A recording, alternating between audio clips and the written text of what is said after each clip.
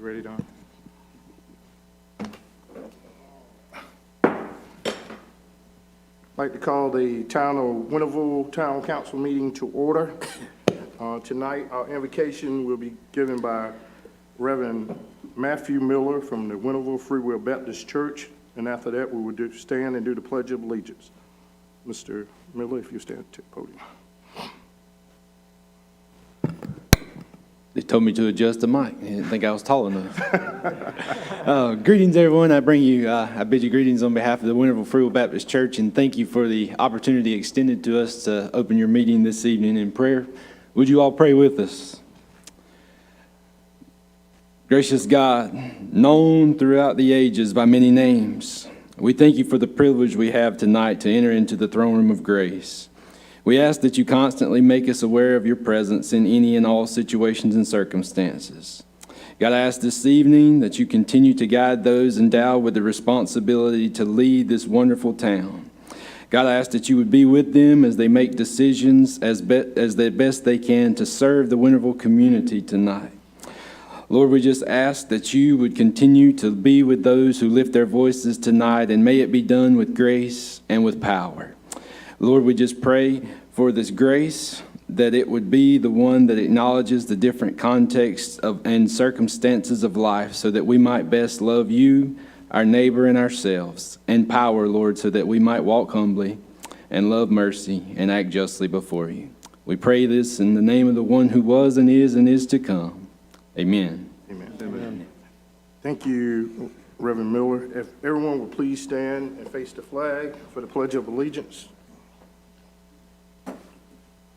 Pledge allegiance to the flag of the United States of America and to the republic for which it stands, one nation, under God, indivisible, with liberty and justice for all.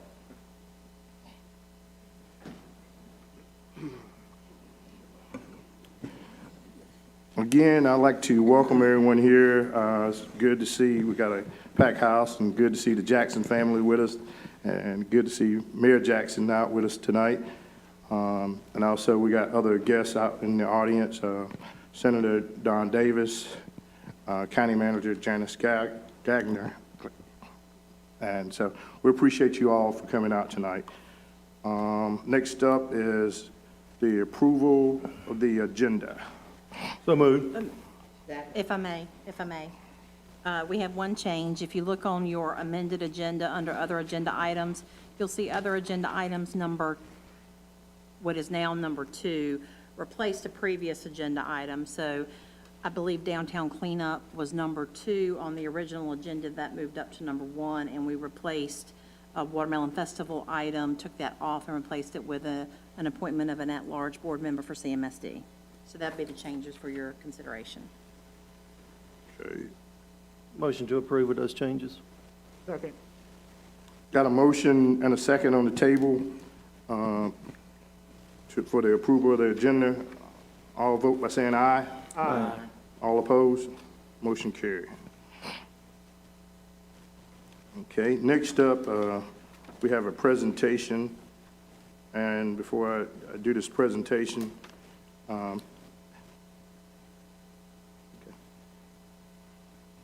we'd like to welcome former Mayor Doug Jackson and his family and guests tonight for this special presentation. Mayor Jackson was privileged to lead the town of Winterville as mayor for 24 years tenure from 97 to 2021. I'm honored to have been elected to serve the town upon his retirement.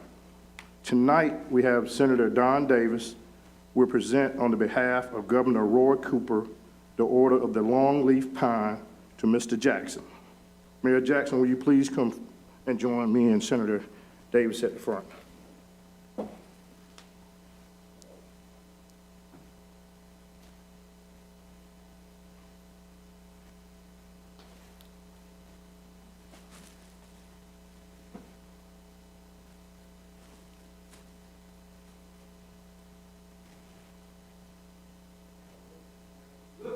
Mayor,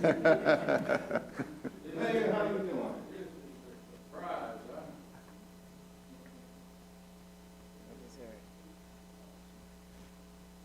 say, Doug, we've been friends for a long time. Matter of fact, when I think about years, he served as mayor 24 years. And I realized that we got started not too long from each other. We served as years together for a long time. Started before I did. And I would always, from Snow Hill, take a peek what was going on in Winterville. I'm sorry, Winterville. And I admire the leadership of a person that I would say we're going to coin officially the title Mr. Winterville. Mr. Winterville. And without a doubt, he has this enormous passion for the community, and above all, the residents. But even before you started here, I know something else about you. A lot of people here know your heart has been in service. A special person is dedicated his or her life to law enforcement, serving the community in that way. I've heard so many stories about you, one of the big cases. I don't have to just make sure, they weren't jealous, but they were good stories. But truly, for your heart and soul, law enforcement, for your heart and soul as mayor. We want to let you know that it is not done without notice. We want you to know every day, every minute, every second, you will be grateful and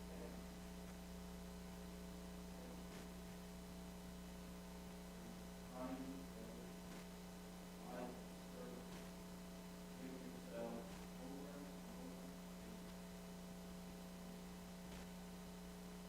Let me say, now, I'm here, and this award. This is the highest award that's offered to citizens. It's offered by the government. The cornerstone of it is at least 30 years of service. So I want to say, I need Jackson to draw 2 of these. Because you have been married to Mark for 63 years, 64 years. That's for 2 of these. I get those one. But we're here to celebrate you. You've been a class act, first class. Thank you. Totally person that residents trust.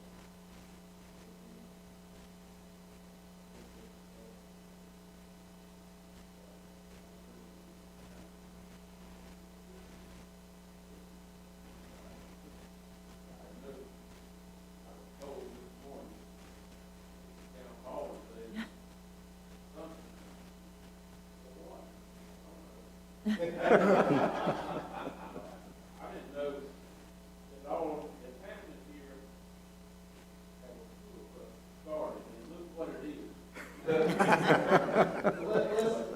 Let's recognize all the family. I can get down and name. Let's recognize the family. The family can stand. Let's give them a hand.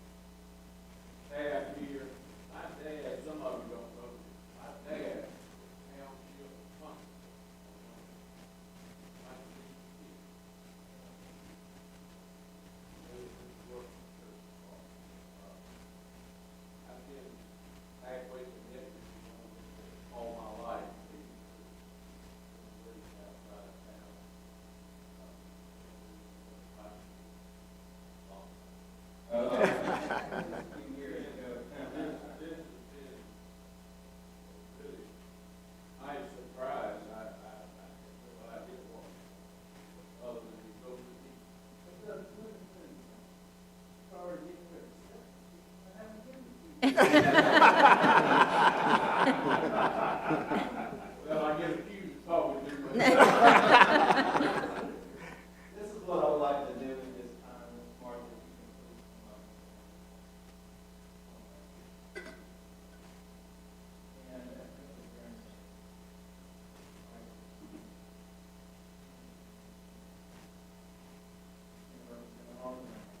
Come on. Look at the, Are you really shy, Savannah? No. But Savannah, I want you to know that we think a whole lot of grandbaby. Doug, what we're getting ready to do, we're going to add your name. And it's yours. You're going to see Rose A. Jackson. Listen, next to the name like Billy Graham. My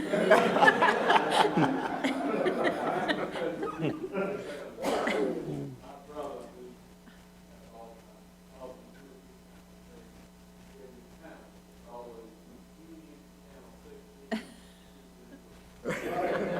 well, I got a good one for you next time. We're going to put you up there on the list next to Michael Jordan. All right. I can tell you a story about that. We're going to put you on a list next to a person you all know so well, Andy Crick.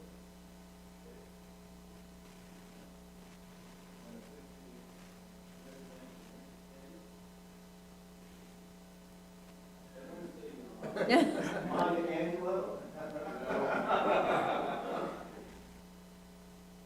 Doug Jackson, everyone, we're now placed on the list. Wonderful long time. Let me share. Fort Hood Governor, proposing special time. Thank you. Martin. Thank you. Thank you. Five. Liberty.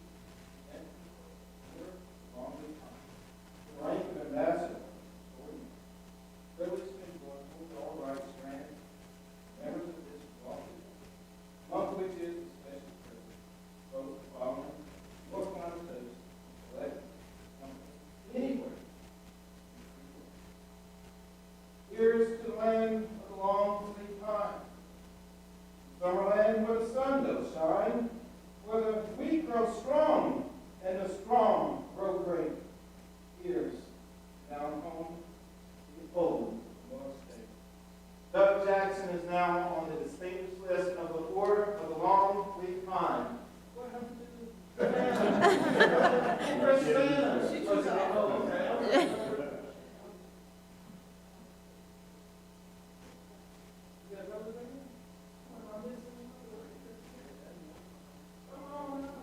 He says, no way.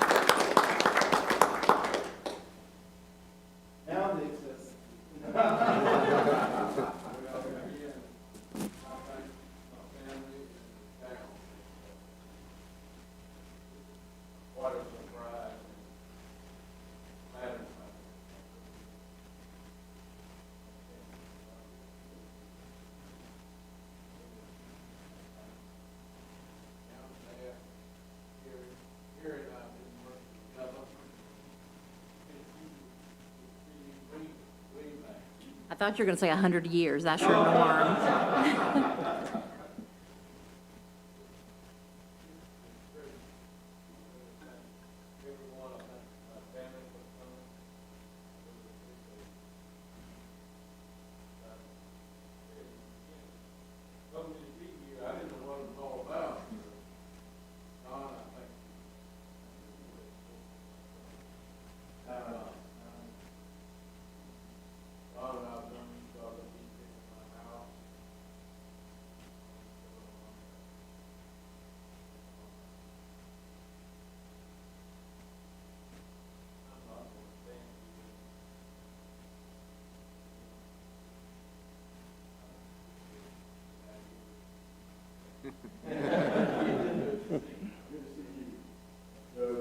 Actually, that was my first photo visit.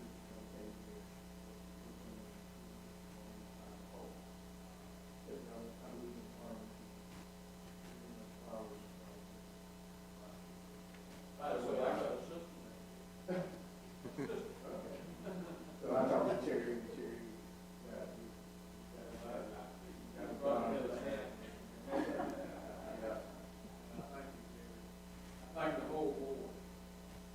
Mayor, thank you.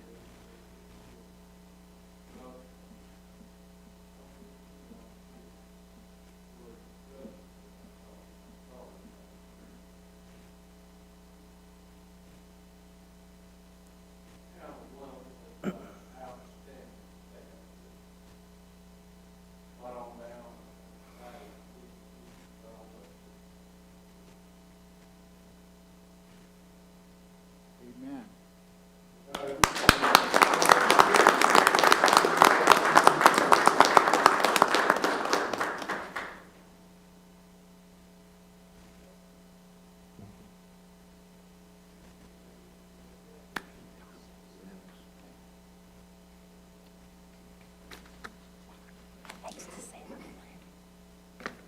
Don, how you doing, man? Good to see you. And Mayor, I'll just make a quick comment. It was an honor to serve with you. I had the privilege of serving 16 years with Mayor Jackson, and he's a good man, and he represented the town very well. Thank you. We came along at the same time. I left for the brief period, and it was an honor at that time, before we had a town manager, before we had a town administrator, back in November 1997, I believe. So it's been an honor, Mayor. And thanks for everything you've done for our community. I know it's been, we've seen so many changes in the time that you served, and we appreciate everything that you've done, and of course, your family supported you in doing to make our community a great place to live. Paul. I've just known Doug for a year, but Stephen's a very great man. Keep on running. I always say, Mayor Jackson, I just like to say, the words say how good and how pleasant it is for brothers to dwell together in unity. And that's what we have here in Winterville, as the time that you were mayor, as unity. I just want to give you your flowers and let you know what you have done for me, and you was a great inspiration in my life and to my family. I just want to say thank you. And Miss Terry? Mayor, I can't, I'm sorry. It's okay, it's okay. You know I love you. Thank you for everything.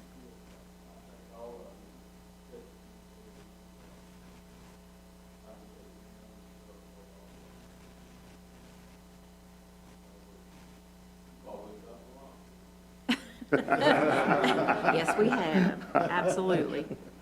And of course, myself, Doug, I just appreciate you. So, always have your phone on for some advice you can give me. I appreciate you.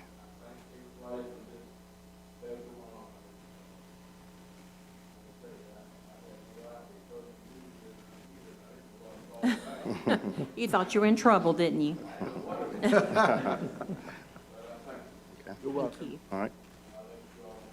Okay. Can we take about 5 minutes to let them, Sure, we're absolutely. going to take about a 5-minute break, and so that Doug and his family, if they want to take some pictures or they want to leave, it'll be fine. So we're going to take about a 5-minute pause, okay?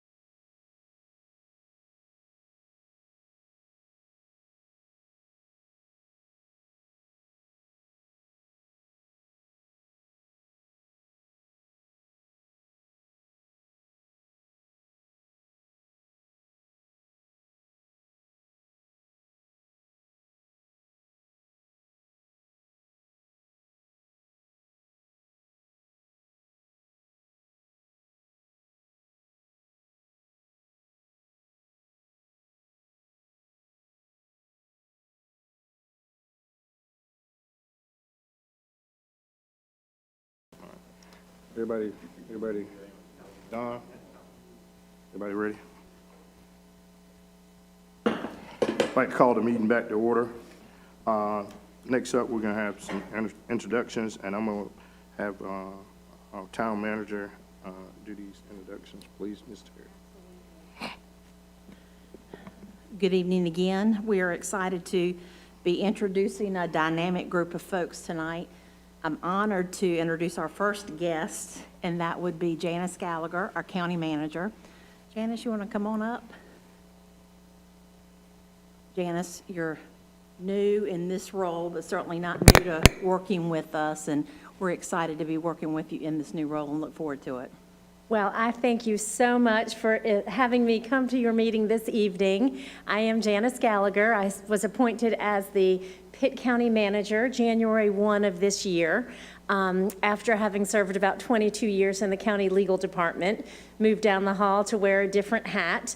And as part of that role, I really have many things that I'd like to accomplish as I guide the Board of Commissioners, but two of those things are to strengthen our relationships with our municipal partners and to really focus on collaboration, because when we're working together, I really believe we can get farther. And so this is one of my first efforts toward doing that. I've gotten to know your manager well so far. We did a video together early in the year celebrating Women's History Month, and that was a fun project to do together and got to know each other. And so I'm really optimistic about the possibilities for the future. There is such good stuff going on in the town of Winterville, and your success is Pitt County's success. And so I just wanted to come out to your meeting, see where you all are, make sure you know my face, and that you be comfortable reaching out to me for anything that the county can do to support the town of Winterville. Any questions or anything you want me to comment on, I'd be happy to. If not, I thank you so much. I would like to just congratulate you on your new position. Thank you. And also, too, we've served together on some committees, so I'm very excited to be able to work with you again, too. Thank you. Thank you, Janice. We look forward to it. Thanks. I'm excited about this next formal introduction. This gentleman and I have worked together now for almost 13 years. He's certainly been with the town of Winterville a lot longer than that. I believe it's 23, working on 24. We have promoted our finance director, our former finance director, Anthony Bowers, who is now our new assistant town manager. Anthony, congratulations and thank you for coming to work every day. Coming to work every day, that's Yes, right. yes. And just want to thank you for the opportunity. I appreciate the support. Having been here for 23 years and watching the town grow, it's good to be a part of it, and I've enjoyed it. And so I look forward to continuing that progress and serving the citizens in any way that I can as we move forward. Well, Anthony's already hit the ground running. I think he probably had multiple meetings every day last week, so he's getting right in there and excited. Absolutely. Thank you. Thank you. So we had big shoes to fill in Anthony's position as finance director, and we didn't have to look very far. We were able to look right in the same area at our former county operations manager, Jessica Manning. We have now promoted her to the finance director. Jessica, congratulations and thank you for coming to work every day. Thank you. No, I just want to say thank you for the opportunity. I'm very grateful. I know I got some big shoes to fill, but I got, Anthony to work with, and he's been great. So thank you, and I look forward to growing with the town. Thank you. Thank you so much. Moving right along with a lot of exciting announcements, the town is pleased to announce that we have filled our full-time Public Works Director's position with a former Greenville Utilities employee. I'd like to announce that Cliff McGuffin has taken the job. I think this is your second week, so thank you for coming back. But I'd like to introduce and welcome Cliff McGuffin, Public Works Director. Congratulations and thank you. Thank you. Happy to be here, looking forward to, there's a lot of challenges, but that's what I like. So me and Anthony have had a pretty busy week last week, and it started off hard, hard at it this week. So we got a lot to take care of, but we're excited about it, and we look forward to it. And I thank y'all for the opportunity, and if something comes up, by all means, let me know. Thank you. Thank you. And last but certainly not least, this was one of the great birthday gifts that I received on April 11th, and that was the beginning start date for the new executive staff assistant in my office, Cynthia Haskins. Cynthia has now been with the town about a month, but says she's having fun, so we hope that continues as we're working hard. But Cynthia, congratulations and thank you. Thank you. I'm very excited to be here, and I'm very grateful for the opportunity, and I enjoy working alongside Terry. I very much enjoy it. Thank you. That smile that she's showing you right now, it comes every day. She keeps it all day, and it's a pleasant thing to see. So Oh. thank you. Thank you, Terry. Thank you. Thank you very much. So with that, I announce this wonderful group of folks, and just thank everybody for coming tonight and being introduced.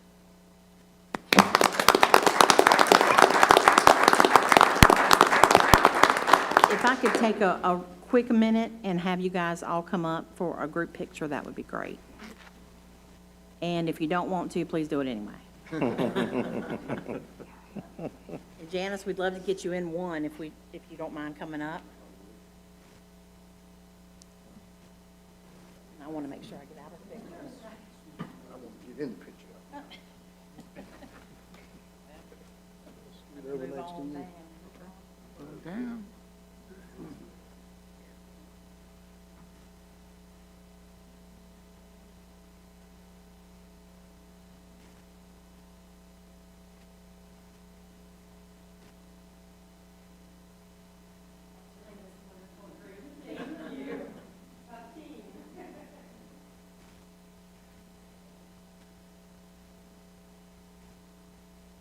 Thank you all so much. Thank you.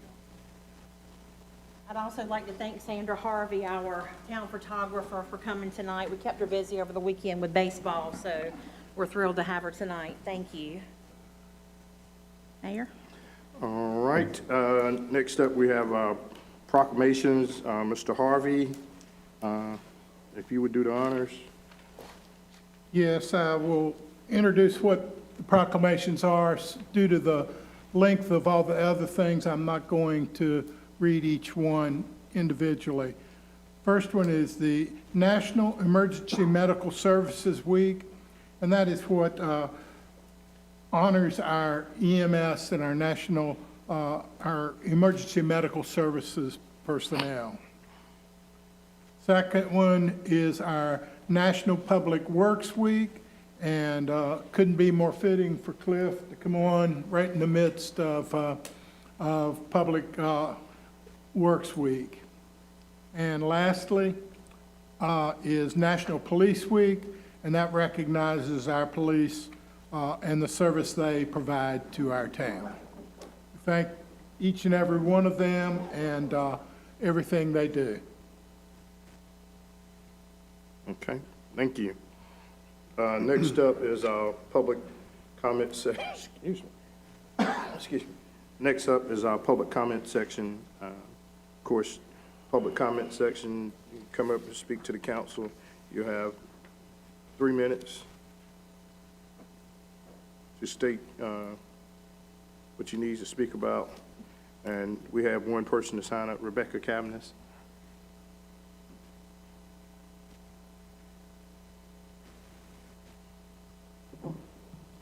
I'm a giant. Hello, so for those that need the reminder, my name's Rebecca Cavanis. I'm actually here tonight on behalf of the Winterville Watermelon Festival Committee. I do serve as the president on the board for the committee.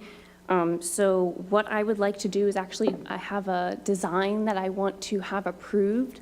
We have a t-shirt design proposed this year that involves the townscape in use beside the festival kind of logo. We want to do a nod to the 125th anniversary. I actually have it if I want to pass it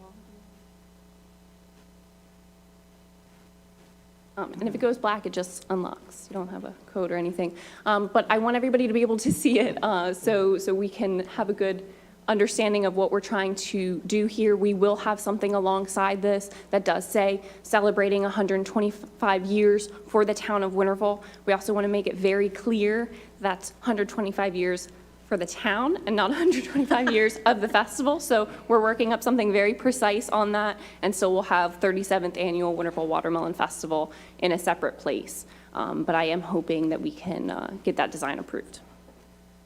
I'll let y'all look at it.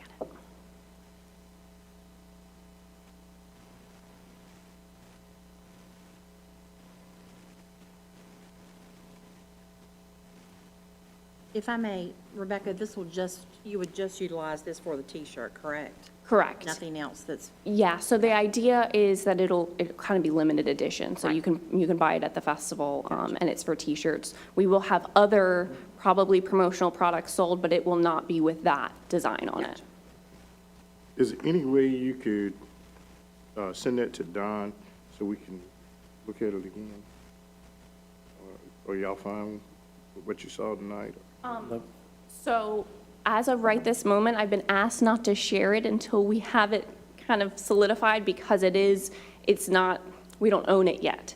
So that's why I actually had it passed around like that. So once it's approved, I can have it sent to you, so then you have a proof of what you've approved, if that makes sense. That would be okay. and just to clarify, this is a one-time this year? Correct. Gotcha. For the 125th specifically. Right, gotcha. Yep.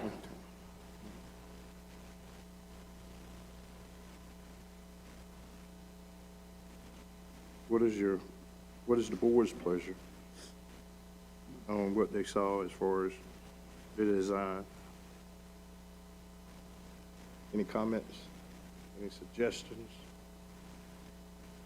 I mean, I don't have any issues with it. It's limited what they're going to use it for. And I think that's the request, is just for them to, the festival be able to use the townscape on the T-shirt for this 1 year, and want your approval since that's sort of your domain. I'll make a motion to approve it. A second. Got a motion to approve the design and a motion made by Councilman Smith, second by Councilman Rice to approve the design for a one-time use on, as far as landscape on the Watermelon Festival T-shirt.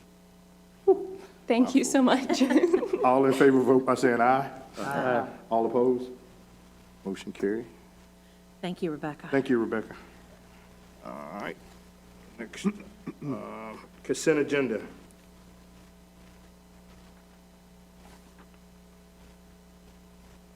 Move for approval. Got a motion by Mr. Moore. Second. Excuse me, second by Mr. Moore to approve the consent agenda. All in favor, vote by saying aye. Aye. All opposed? Motion carried.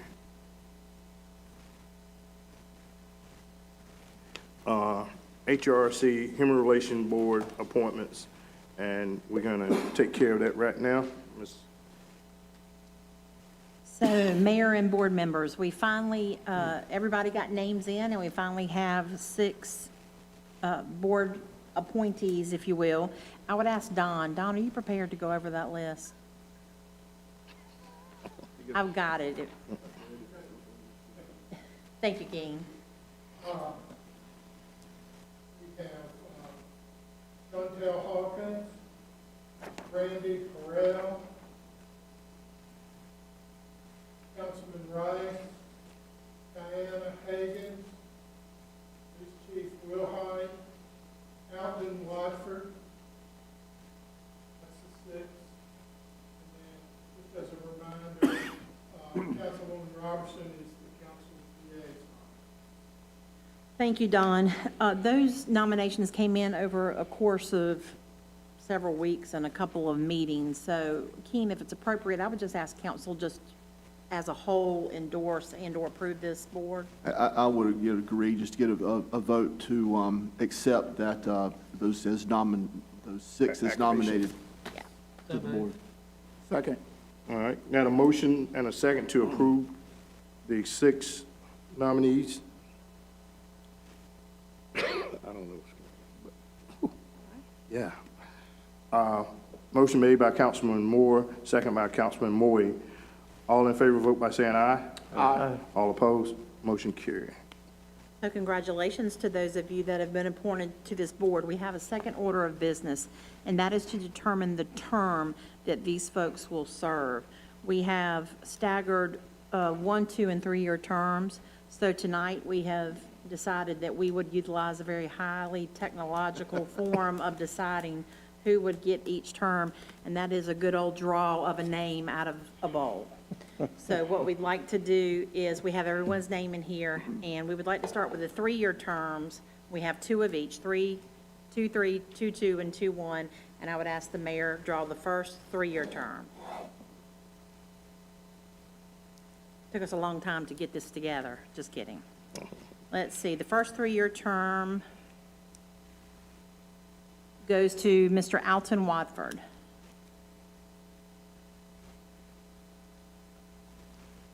Okay, Mayor?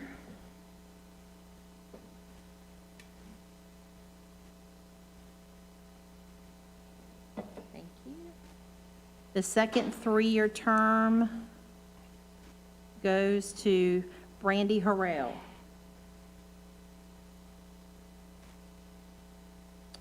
Okay, so for our 3-year terms, Alton Wofford and Brandy Harrell. Now we'll do 2-year terms. Thank you. The first 2-year term belongs to Paul Rice. Congratulations. Thank you. Okay, and this will be the second 2-year term.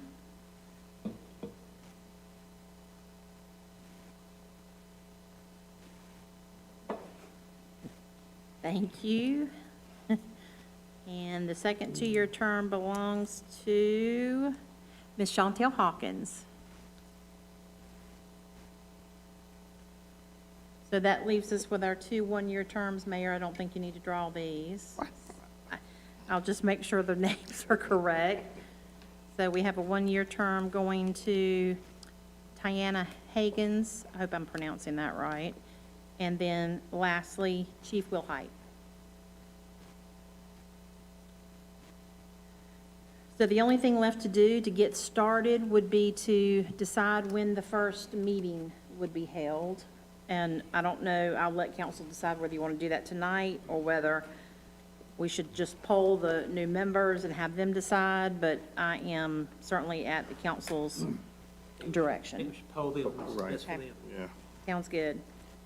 Well, I think with that being said, that's our business for this evening with respect to the Human Relations Board. So thank you and congratulations to all who've been appointed.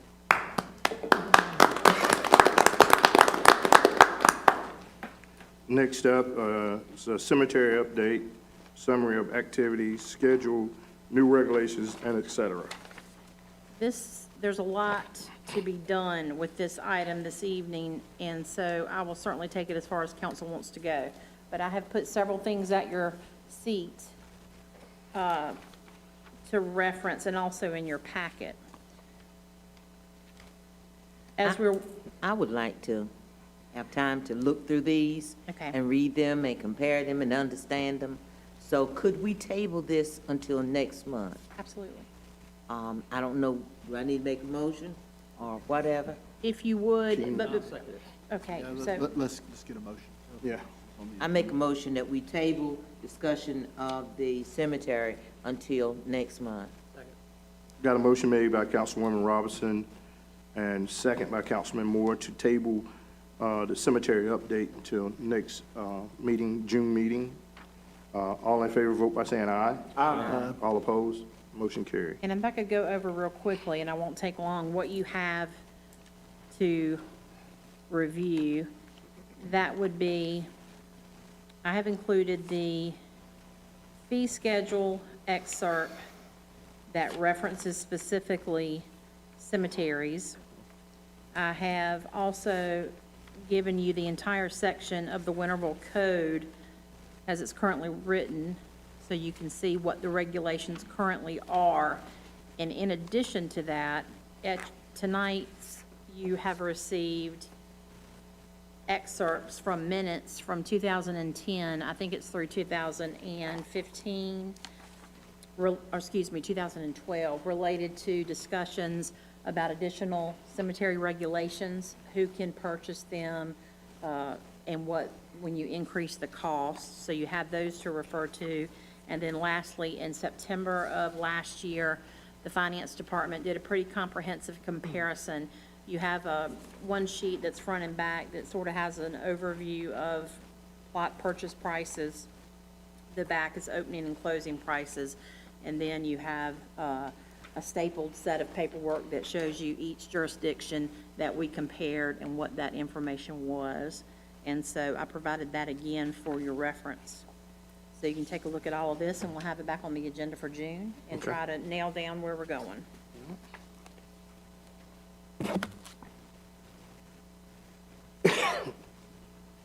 Discussion on Board of Adjustment. Make a motion, we remove that from the old business.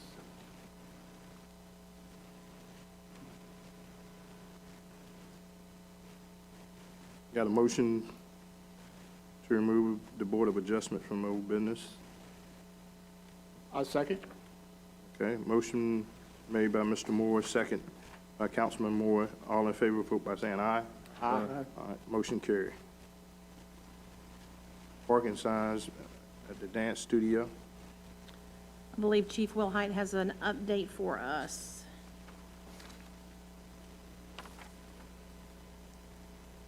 Good evening, Mayor, Town Council. If you remember, it's been a while since we erected some 5-minute parking signs in front of the dance studio, although they were not just for the dance studio. I think the major intent was so that parents could drop off and pick up the children that are dancing at the studio without them trying to cross that portion of Railroad Street.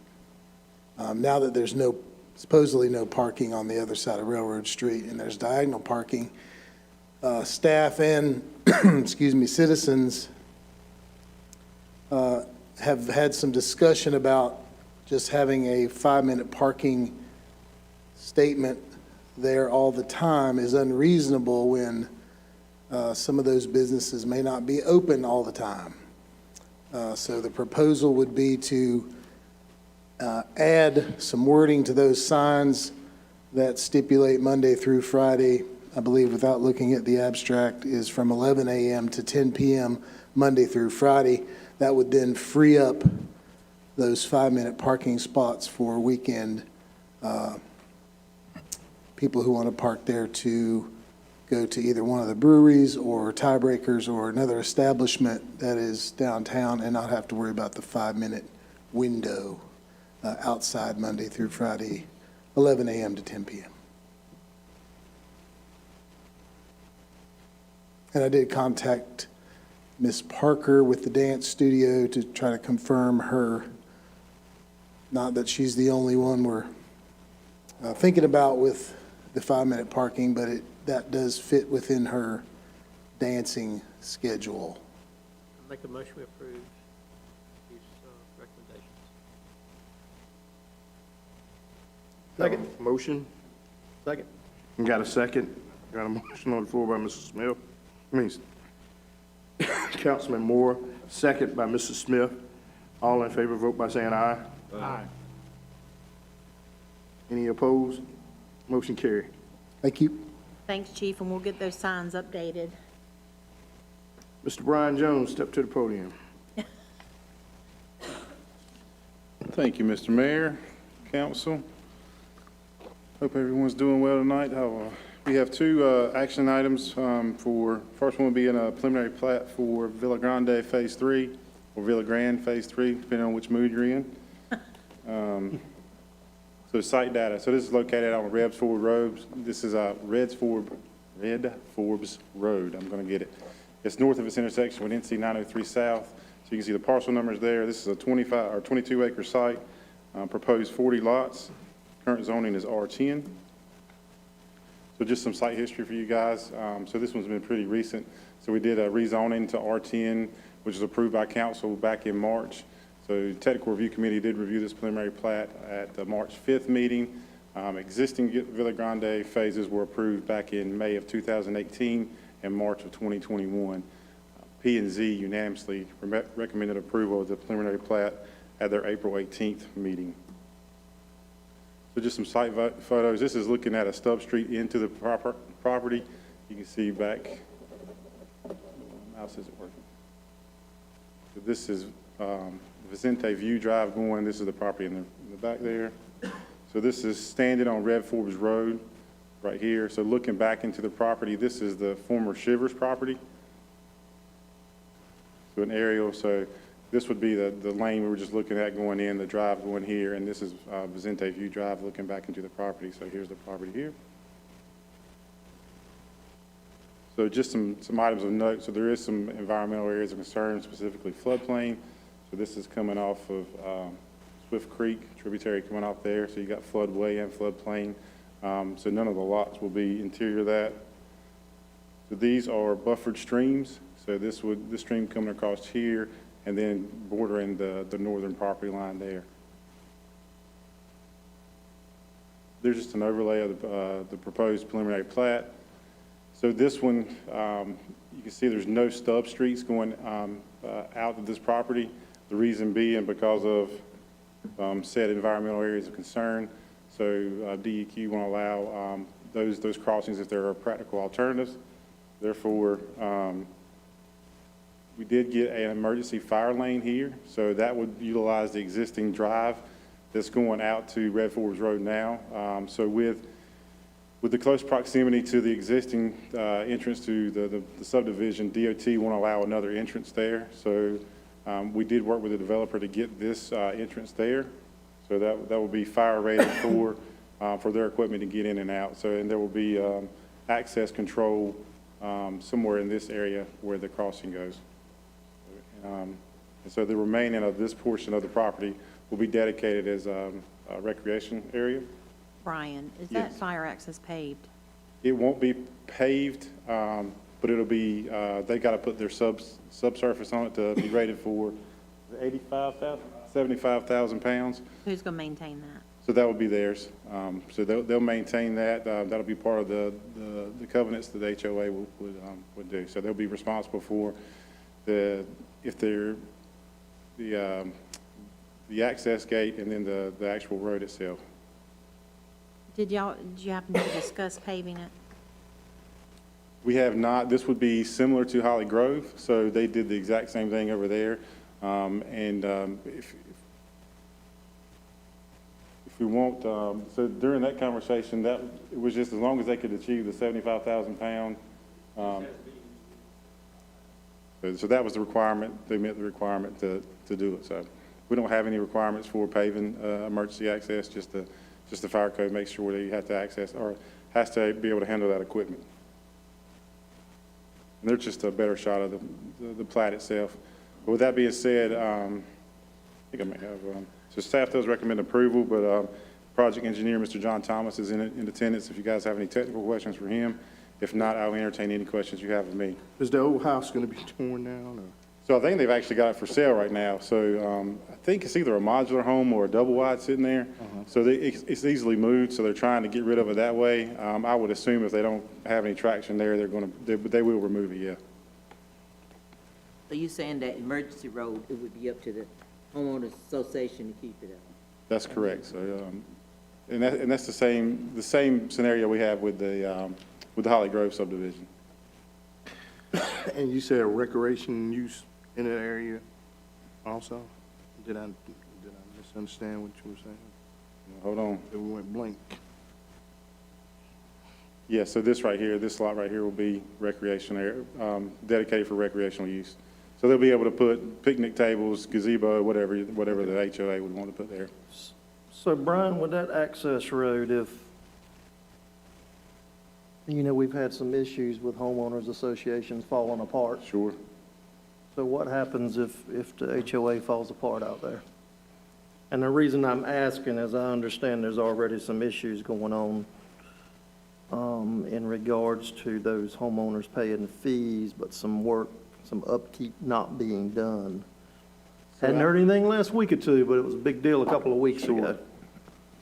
So if you don't mind, I'd like to defer to our county attorney, to our city attorney. Technically, it would never be the responsibility of the town. However, if the homeowner association fell apart, you don't have any other entity there that's going to keep it up. So if the town then wants it to be kept up, you see where this is going. Yeah, I knew where it was going. That's just why I wanted to hash it out a little. Yeah, can we charge them a fee on You know, that's a, sure you can. Yeah. Yeah, I mean, which is this, which section is this? Phase 3.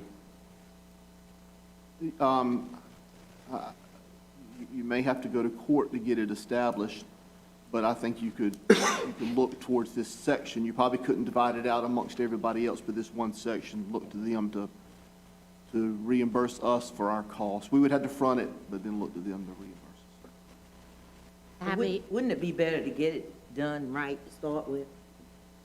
You know, go on and make sure that access area is paved, you know? I think the challenge is we don't have a current requirement that would. What's the length of that area? Do you know? John, do you know the approximate length?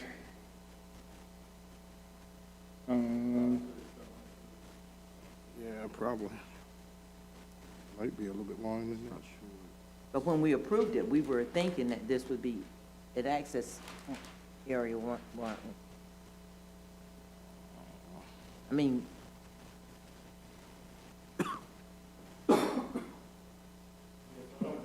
From quick look, it's around the 350 to 400 feet mark.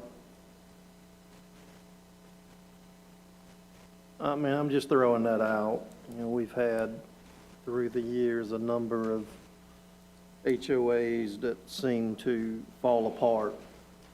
And I know where that goes. It comes back to the town at some point in time. So I haven't. that's why I throw that out. Sure. and I asked a question, don't think I got an answer. I'm sorry, but as far as When we paving, first approved this, then we think this was gonna be an access road for the residents? so the intent was to get some access there, so there's two problems. One with the floodplain and the stream buffers. So DEQ will not authorize a stream crossing when there's what they call a practical alternative. So there's already stub outs interior of the existing phases that give access to the properties to the north and then back out to Pocosin. And then the secondary reason is DOT would not allow another entrance in such close proximity to the existing one. The only way they would be able to do it is to push it further down, which gets you, again, into those areas of environmental concern. So you start dealing with floodway at that point, and then you start talking about moving channels, and that gets into a hydraulic situation where they wouldn't be able to get permitting for that, period. The state wouldn't allow that. So there's the problem with it. So the thought was at some point maybe trying to get it up here. You know, when they tried to get the road crossing there, obviously that's where the environmental areas of concern step in and make it prohibitive to do so. So I know I don't always see everything and know everything, but I'm thinking that we'll end up with some of the same problems as we have with like Blackstone, where we put we allowed them to have a special exit in case of emergencies. They only have one way in, and then they have to use this little service road. So I think it's a little bit of apples and oranges too. When you're talking about Blackstone, they actually sold that corner property to another entity, which made the revisions necessary for the emergency access. I don't think this would be the same scenario because this property is really deemed worthless as far as I would say commercial use would never work. So residential use, you'd be really limited on what you could do there. So Brian, is that going to have a gate? So What's going to keep people on that road saying, well, I'm just going to take a little shortcut, I'm going to go down this 100%. way? Yeah, so there'll be an access gate in this area right here. So they'll have to provide a Knox locks for fire to get in. I haven't had this discussion with staff, so forgive me, but we are starting to see more of these access roads than I've ever dealt with in any set of developments. I would just suggest council may want to look at whether or not we want to bolster the regulations that go along with those access roads, because we are starting to see, Brian, don't kill me, No, no, several it's- of those. It's a valid point, and I'll say that, you know, it's a solution to a problem that council obviously wants multiple entrances for emergency services. So when we're not able to get those full-on entrances, these do provide that mode for, in case there is an emergency, we've got a way to get in and out. I mean, obviously, if, as asphalt degrades, we could end up with the same issue, obviously, but at least hopefully, if done right, it lasts. You can also have that feeding in between two homeowners. Sooner or later, if it's not, the appearance doesn't look that good, they're gonna be in here moaning and groaning and complaining. Keeps it big. Sure, and per fire code, they'll have to, you know, mark it as a fire lane. There'll be non-access easement there for, keep people off of it, so. I'd like to see us have at least 2 access points in that subdivision. It ain't gonna happen. Now, before the houses, you know, it's bad that people are gonna come back up here later with complaints about it. Sure. But I said, if we get it right now, we won't have those citizen complaints. Might be something else, but we won't have those complaints. Sure. There's no way. I know I don't always see things like everybody else, but that's the way I feel about it. And if you don't mind, I'd let Mr. Thomas speak to that. He's the one that actually designed the subdivision, and I think he could probably give a little bit more information than I've given. John, do you mind?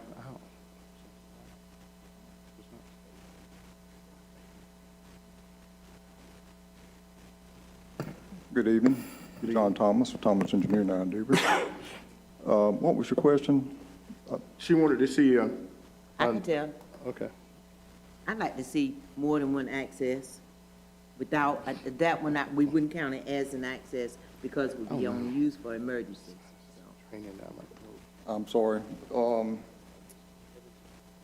I have to adjust my ears so I can understand what you're saying. I'm sorry. Would you repeat that, please? I would like to see the subdivision with more than one access. Not count, and I mean like everyday access, not one and then an emergency access. I would like to see it with 2 that the citizens that buy houses in this area could use. We have no other place to have another full access. As Brian pointed out, this property is wrapped up with blue line streams, wetlands, floodplains, and even worse, a floodway. Floodways are extremely difficult to get across. We have no other way to get out. This subdivision, this is the last phase of the Villa Grande subdivision, phase 3. This overall subdivision has 2 other outs. Just down the road to the left there's another out that goes to the north that ties into the adjacent property. There's also one that goes to the south out of that same subdivision that we've just developed, that they're currently building houses in there now. The Corps of Engineers requires us to minimize the impacts.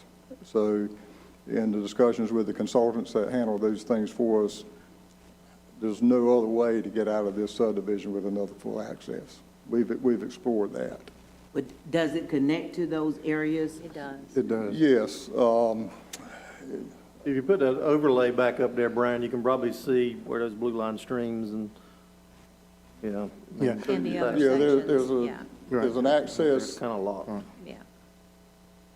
See right here. Yeah, I've been So out. there's your access right here to the south, and there's one going to the north right here. I've been out there to that property. I've been all the way to the back of the property where y'all are building at. I've seen the stub outs connecting over on the other side up there. Right, And- we put stub outs where we could. Right. To reach out to the adjacent properties once they're developed. So technically, they have some stub outs, Ms. Robinson. But this one here, where, the question is, the one that's coming off Red Ford Road where will be the emergency access, I think that's where I think we might need to, as a board, go back and revisit later on to look at maybe sprucing up, like Terry said, our commitment there. On these emergency Right, on these access roads. emergency They're access just- roads. They seem to be becoming more and more numerous, and We can just ask them to pave it and everything will be good. Yeah, that's what I'm saying, but we need to put that in language. Isn't that correct? For future, yeah. Yeah. If we could provide it, we would, but we just simply can't on this last section in there. And you can't pave it? You're talking about the emergency Yeah. access? There's no requirement or reason to pave it. It's not going to be used other than for emergencies if then. But just keep It'll the be vegetation from growing an up in. all-weather surface there. It'll be a gravel stone road there to support the fire truck weights of what they have recommended to us. But it's not planned to be paved, no ma'am. I know that the board, everybody's got their opinion about it, but if you look at Blackstone and the problems we got over there, I think that that's enough evidence there that we don't need to be doing this. with our But again, though, subdivisions. Ms. Robinson, you comparing, as Brian said, apple to oranges. Well, maybe it's apple and oranges to you, but it's not to me. Well, but still, I And- mean, and that's it's why- subdivision are totally different. I ain't That's dismissing fine. what you're saying, but again, you gotta take this subdivision for what it is here and look at it. And they've done what they said they're gonna do. They met their recommendation as far as what the engineer said as far as gravel for the road.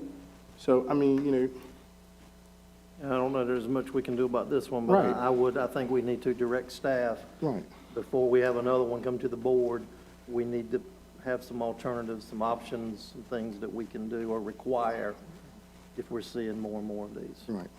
Learn from our mistakes. We do a fair amount of these, and I don't know of anywhere that we actually pave the emergency accesses. The other thing about paving emergency accesses, you're increasing the impervious cover for the overall subdivision too, which is create more runoff that you have to deal with. But right now, I don't recall any emergency accesses of this sort. We work in about 8 or 9 counties that we have actually paved. It's always ABC stone put on top of it. Any other questions? Mr. Moore? No, I don't have any Okay. question. I just have a concern, I'm with what Ms. Robinson, Councilwoman Robinson state, Blackstones. I have a serious problem with stub outs, you talking about one way in and one way out. On a normalcy, I mean, it's a great opportunity. But, you have an emergency type situation, and you gotta wait for somebody to come there and unlock that gate. The gate gonna be locked, right? Chief? That gate gonna be locked. You put a gate down, the gate gonna be locked, right? Fire department, police department. Chief, come to the mic, Chief. The chief's gonna have a key. it'll be a Knox box. Be a lock. One of those, so any of the emergency personnel. Can get through it. Right, but they still gotta wait for someone to come Well, along. it's gotta be emergency personnel. That's right. Nobody else should be going through there. So though. what we require is the access road. We don't require it to have a gate or be locked. But if there is a gate, we have to have the Knox lock for it and access to it. And it's gonna be one way in and one way out. Well, two. Two for emergency Now, personnel. I'm talking about for the ones, for the citizens that are gonna be living there. Until that next parcel, if it gets developed, then yes, it would be opened up to that down the road. Now, I will remind everyone, Villa Grande, and I'm of the Grande persuasion, Brian, has been on the books several years now. So that first phase, when we go all the way back, this subdivision's been around a while. So a lot of the rules and regulations are gonna go back some time. Now, obviously, we're learning and knowing the things we need to address moving forward, but I do remind council that along about the time we started having these discussions about one way in and one way I out, don't like it. Villa Grande has been around a while. And we're learning as we go. In some respects, yes, ma'am, but we are learning, so that's We're good. learning as we go. So from the fire code standpoint, we can require the access road we can require the all-weather surface withstand 75,000 pounds and be 26 foot wide. We can't require them to pave it. That would have to come into town design standards and go above and beyond that. We don't require the gates. The gates are the owner's perspective, but if they put a gate up, we have to have the Knox lock access to it. Can we require a gate? 'Cause if they don't put a gate up, they're gonna be shooting down that road. It doesn't to get make out it of much there. of an emergency access at that rate. It's a, it's a. True. No, cut through. Now, you could require the gates or not require the gates in the town standards, Right. but if they put a gate up, we've got to have access to it. All right. Call for a vote? Any more questions? Okay. What is the pleasure of the board?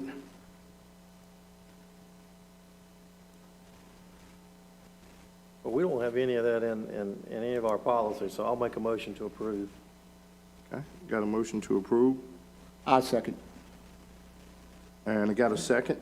Motion to approve by Councilman Smith, seconded by Councilman Moy to approve the final plat, preliminary plat, I'm sorry, of Vela Grande. All in favor, vote by saying aye.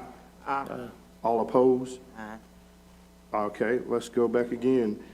All in favor, raise their hand, please, so that Don can see. All right. All opposed? Okay. Motion carried 4-1. Thank you. I also make a motion that we direct staff to take a look at these emergency accesses and bring some things back to us that we can consider. Yes, sir. Okay. Second. All right, got a motion to have staff look at the emergency access. Motion made by Councilman Smith, second by Councilman Moore, I'm sorry.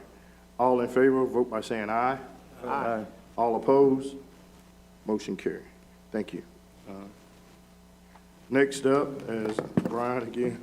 All right, so now we got final plat for 11 at Main, Phase 1. You guys are probably all familiar with this project. It's at the corner of Main Street and Winterville Parkway. So parcel number there is 05589.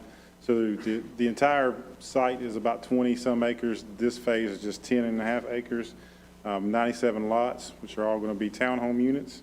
So zoning is multifamily residential. So the site history on this, you guys will probably remember, but special use permit was issued by Board of Adjustment back in May of 2021.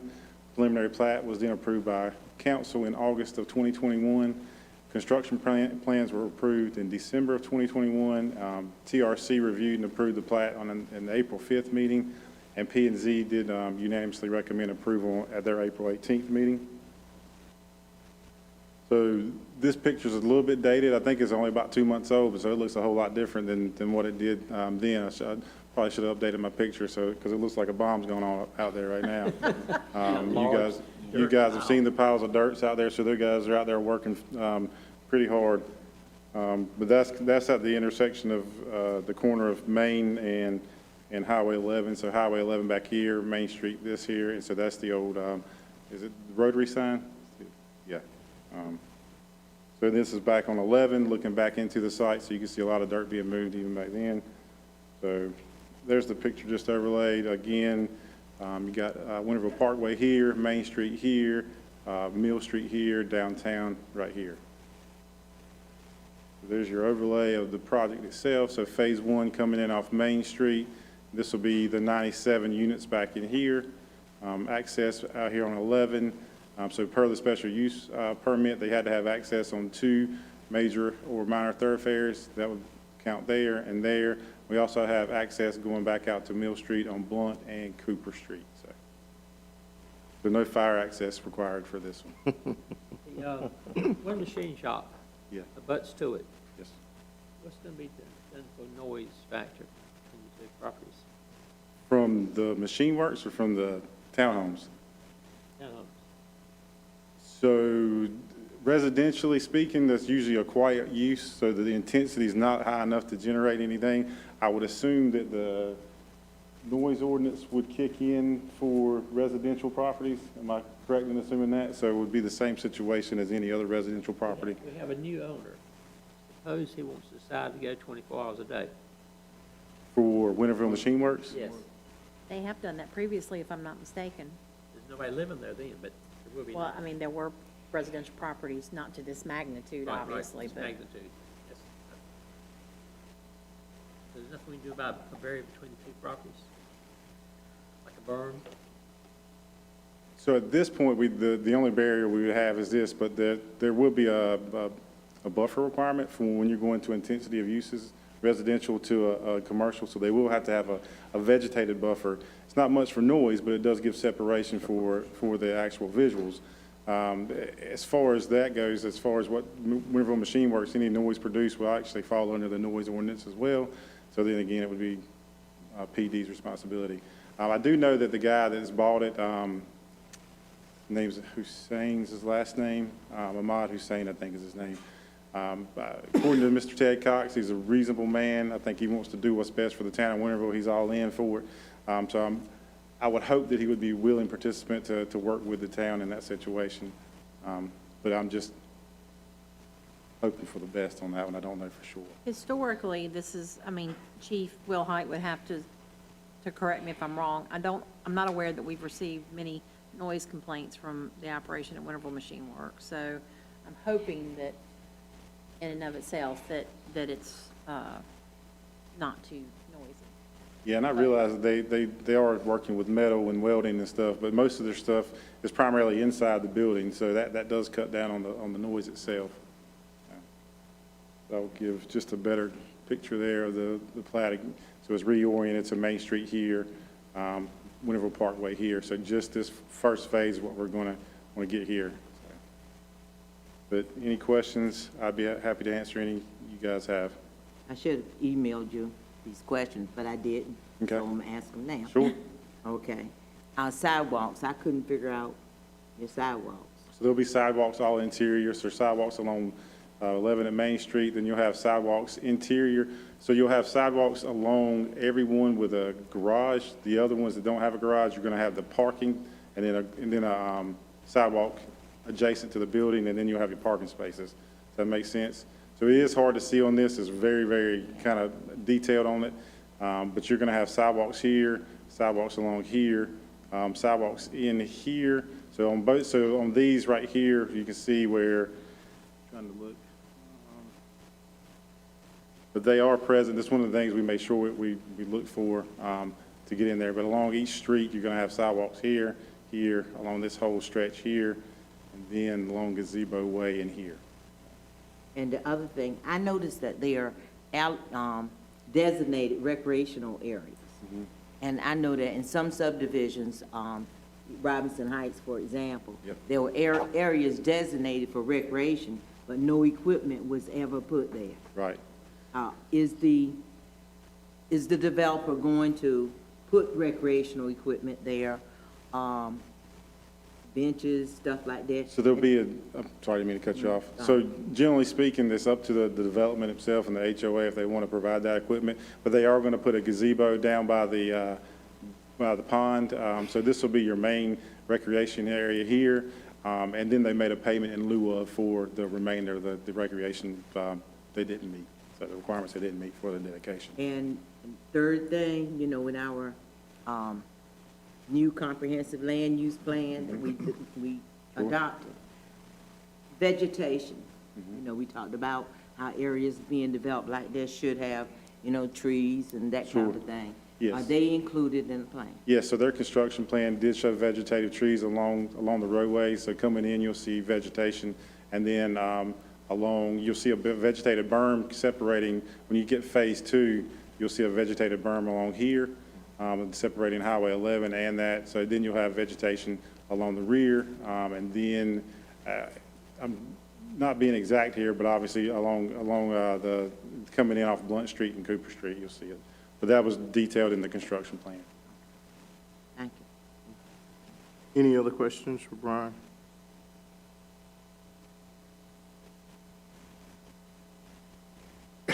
Okay. What is the pleasure of the board? Second. Got a motion to approve 11 and Main Phase 1 final plat Motion made by Tony Moore, second by Councilwoman Robinson. All in favor, vote by saying aye. Aye. All opposed? Motion carried. And I just want to say this right here. You know, we come to these meetings and we see what the planning department is doing. And a lot of times, we can answer our own questions if we get out early enough to look at these properties. And also, too, another good thing for us, we say we are learning, is that we need to start looking at maybe the league to council show us about planning. And the reason I say that because I sit on the planning board at Pitt County, and we actually had the league come down and teach us so that we would be familiar with how to look at the plats, how to determine what's what, and all that. I mean, you know, I think sometimes we do a just service to the community if we don't know what we're talking about. So I just make that blanket statement. So. Well, I do appreciate planning staff answering my questions. Absolutely. Whether I would send them in early or late, I do appreciate that. And any training I need, I'll get. But I do have these questions, and I would like to have them answered before I approve a plat. So, Well, I'll just say anytime that council's desirous of a workshop on any topic, let us know. We'll get it put together. Yeah, anytime we can have training to make all our jobs easier, I'm all Amen. for it, so. Thank you. Thank you, guys. All right.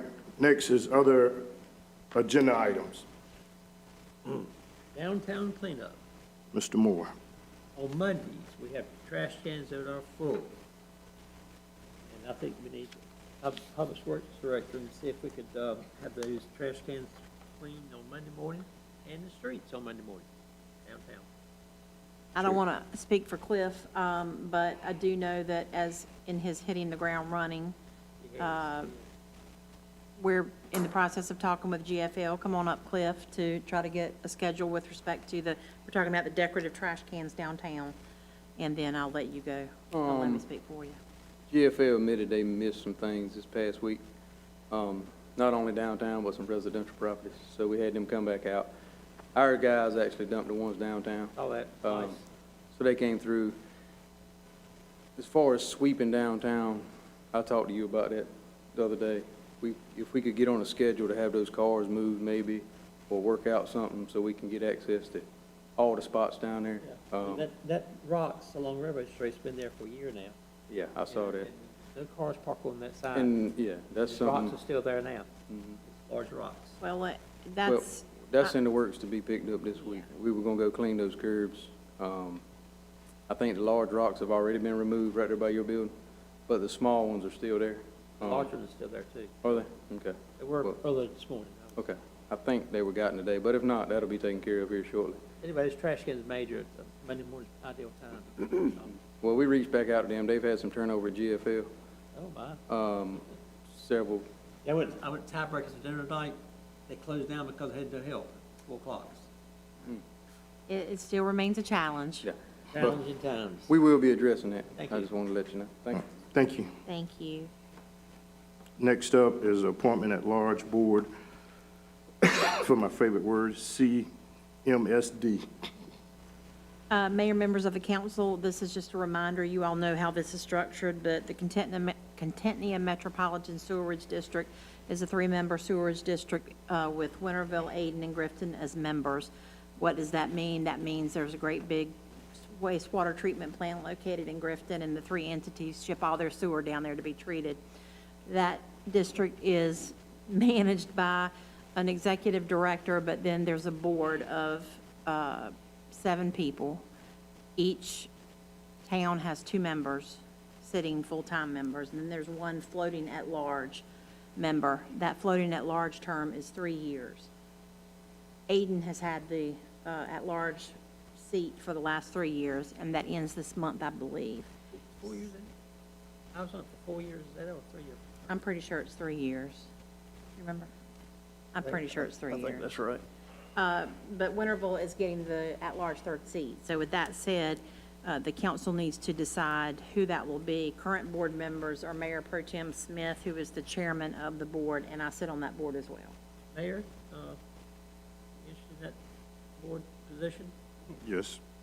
I'll make a motion, Mr. Hines. Third representative. You know, we had a third representative years ago, but so many years, we had to pay according to our growth. That's all flow. Yes. I cut our costs tremendously because we had that other number along with Grifton. And now because the increase in cost to Grifton has gone up tremendously, and Winterville's costs have gone up how much? 10%? For this coming budget year, it's anticipated to be. 15%, Grifton went up Yes. 24%, right? Correct. So we need that third vote, be a strong voice. I believe I'll make that motion again. Mayor Hines, recommendation. I'll second. Got a motion on the floor and a second. Motion made by Councilman Tony Moore, second by Councilman Smith, for Mayor Hines to be the third at-large member of CMSD. Just like to comment, these are two former members here who are experienced with it. Pays a lot of money. Pays a lot of money. Well, I know Sorry. Chuck Smith would, so. Sorry. It's a tough job, down by the sewer. Let's vote. All in favor, vote by saying aye. Aye. All opposed? Motion carry. Appreciate the confidence there, Tony. Thank you. You're Mark. Mayor, we'll get with you on details. Okay. Any items for future agendas and future work sessions? I had a question about the drainage workshop. And you told me that the council would have to decide if we allowed the citizens to ask questions. So could we decide that tonight? Sure. Councilwoman Robertson reached out wanting to know, this is a stormwater workshop we're having tomorrow night, and the whole premise of that workshop is primarily education for council, but certainly the public at large. So that agenda currently has, I believe, 3 presenters, and certainly input from staff. And we would want the council to ask questions, but we also know, because stormwater has become a very hot topic and talked about a lot, how a question and answer session could get fairly long. So that's why I said it was up to council ultimately whether you decided to entertain questions or not. But I would just remind everyone that it could be we have the initial workshop and we put all the educational material out there, let everybody sort of marinate on it, and then Digest it. correct, thank you, and then get together again. But Ms. Robertson, I think ultimately it's up to you all how you anticipate handling those types of things. I think it would be good to let them, like you said, get it, then send it back to us so that we can then respond accordingly. Yes, because what we will have is we will have a gentleman, Mr. Paramore with the Drainage District coming. We'll have, I believe, Will Larson with Wooten Company here to talk about it from our consulting engineer. And then we will have Dr. Hunt, who is zooming in with NC State. And he's really the expert that everyone looks to with respect to stormwater specific. So that would be my only concern, is that Dr. Hunt has to zoom in at a little bit later time because of another engagement. So again, I just give you all that information so that you can And also, decide how best to move forward. also too, we're going to record this. Yes. So Tony and Paul can be able to go Yes. back and And we'll be look at sending it. that Yeah, make to sure everybody so that you, get a and any chance to members of see. the community that want Right. it as well. I'd like to see them be able to ask questions, even if we put a limit as to how long the meeting's gonna be. I think that we could control it by saying we're only gonna meet till such and such time, and that we limit, you know, if it seems to be going on, that we ask those who have questions to submit them. I don't have a problem with that, but I would like to see our citizens interact. I think it would alleviate some of the problems and questions that we have coming before the board. But that's what we're hoping for. Right. Well, then that's- two, I didn't mean to cut you off, but then we will have to get with Dr. Hunt, because Dr. Hunt is not expecting, if I'm not mistaken, he's not expecting to be answering any questions from the audience. And I would assume Dr. Hunt's done so many of these presentations and question and answer sessions, he's not going to shy away from a back and forth, so I don't think that would be a problem. And we could limit, like I said, we could put a limit on the meeting. And any questions we don't get to, we could certainly seek out those answers if we had them, before the Right. conclusion of the meeting. I have one question. One question. My question is there a fee that we have to pay if you're paying your utility bill and call it in by phone?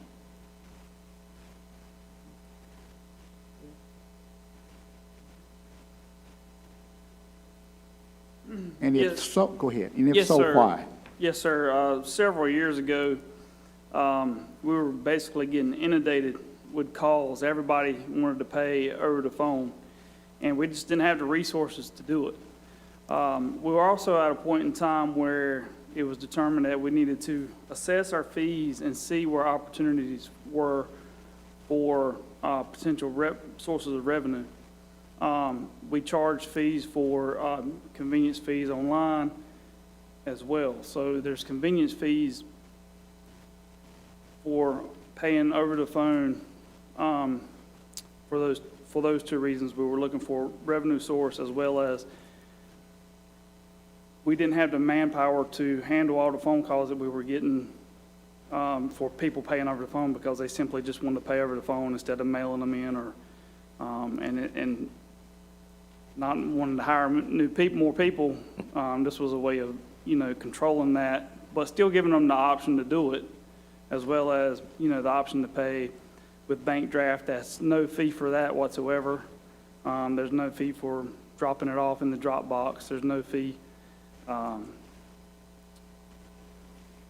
for so the bank draft, and then of course mailing it, and then you got to pay your stamp, but them coming into town hall and seeing us. So those are the three ways to pay without incurring a fee. And Anthony, if I'm not mistaken, when people pay by phone now, and I mean, that's a business standard pretty much across jurisdictions, to pay some type of convenience fee if you call in, as well as pay online, right? That's correct. Yeah, of course, I'm on Bell Arthur water, and if you pay online, they hit you for a fee. So that's pretty much standard, all right? Well, I was just wondering, because it don't cost anything to drive through, even with a debit card. But if you call in, there is a fee, like $3. I think it's something like $3. $3.50. We've had that fee. And you said that was put in place because of staff. And are we better staffed today? No, we have same number of employees. Well, and Mr. Moy, if you pay with any kind of card, if I'm not mistaken, there's a fee associated with that we absorb, correct? Right, that's So right. there are fees associated with that, paying with any kind of card, but we absorb some of those fees versus other types of fees that are convenience fees charged to the customer. And what about our seniors, the ones that, I know that we probably haven't had any problem, but it will help them out tremendously, ones that's not able to travel, and that would be sort of like a benefit if they could call in, to pay the utility, instead of have to probably send somebody else to pay the bill for them.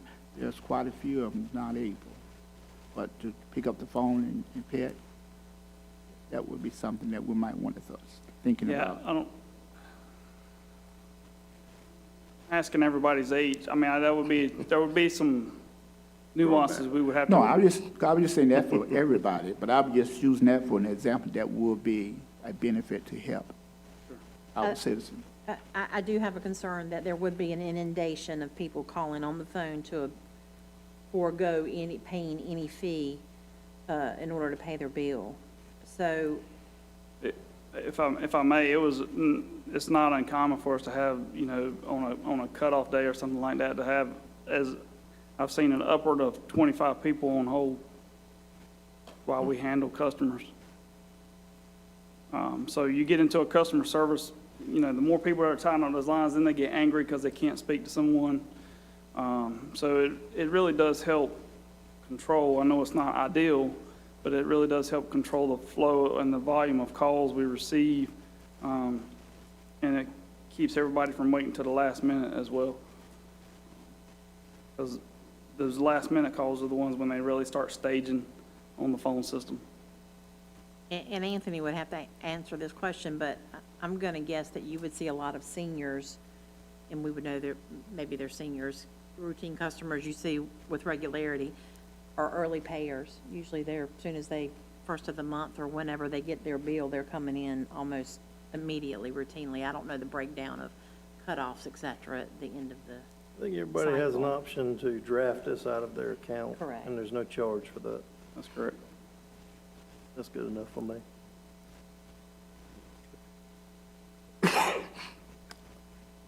All right. Well, Any more? like I said, it is a concern. Okay. And that's the reason why we do it. And if there is any way that we can look into it a little bit further, any other way or means that we can be able to assist, so that we can be able to pay our utility bill by phone.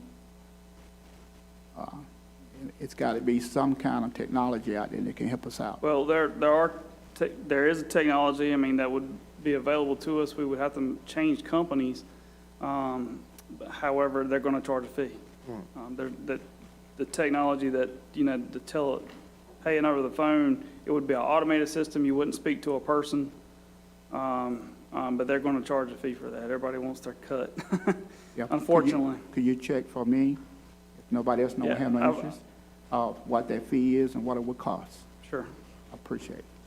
Some services are given to certain citizens that are disabled, but they have to provide, you know, a medical reason for that in some municipalities.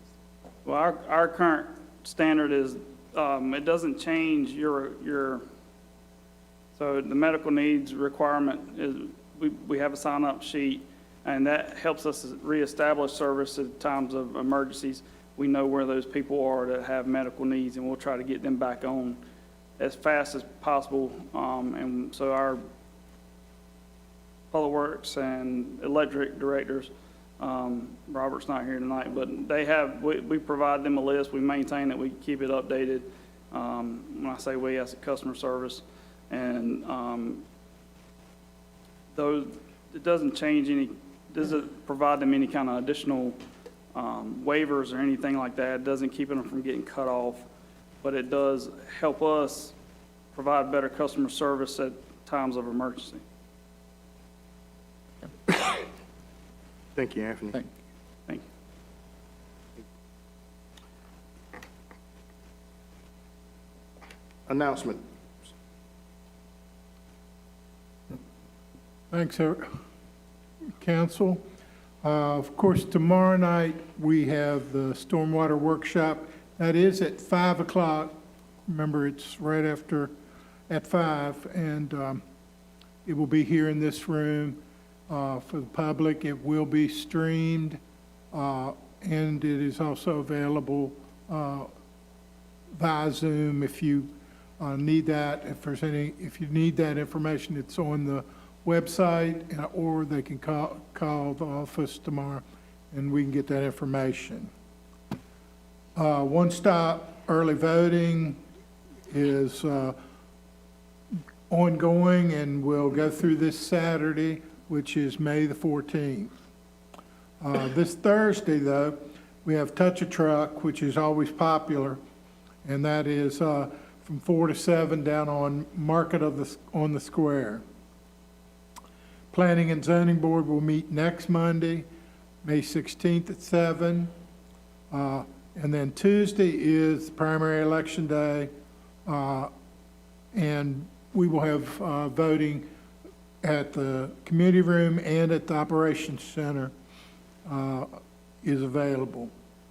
Board of Adjustment meeting scheduled at this time for Tuesday at 7 p.m.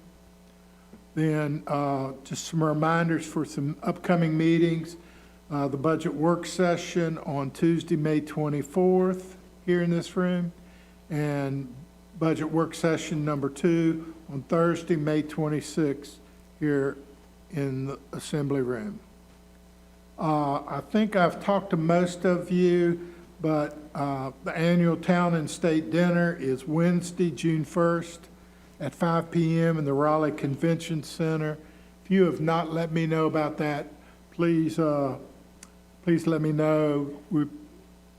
Most of you planning to take a group.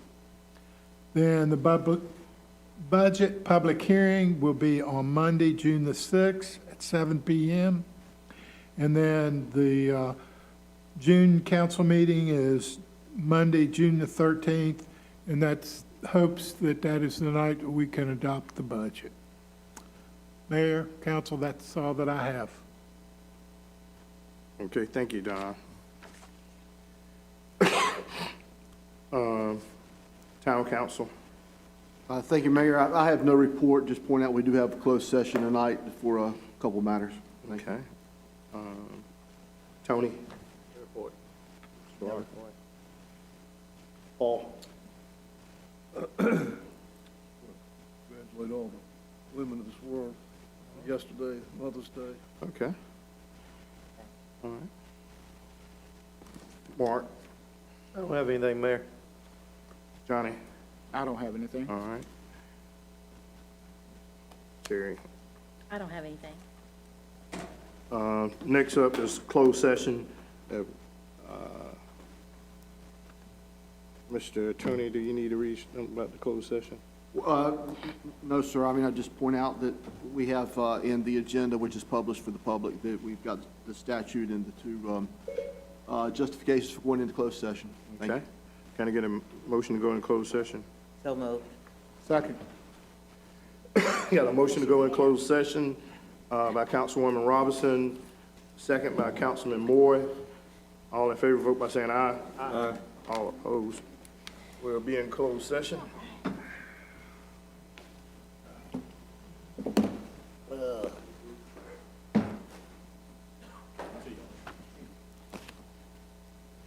We're not coming back.